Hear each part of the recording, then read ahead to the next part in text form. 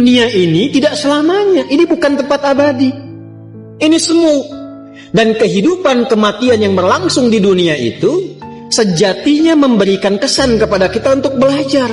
Kumpulkan bekal bagaimana caranya di dunia ini berhasil, di akhirat meraih kemuliaan. Itu yang dimaksudkan surah Al-Mulk itu. Surah 67 di ayat yang kedua. Walladzi khalaqal mauta wal hayata liyabluwakum ayyukum ahsanu amala. Ahsanu itu isim tafdil. Ya, dari kata hasanah tadi.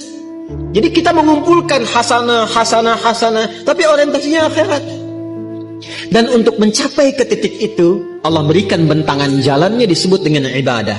Karena itu ketika Allah memerintahkan kita ibadah dalam bentuk fi'il amr, itu sebetulnya saking sayangnya kepada kita. Kalau nggak sayang nggak akan diperintahkan.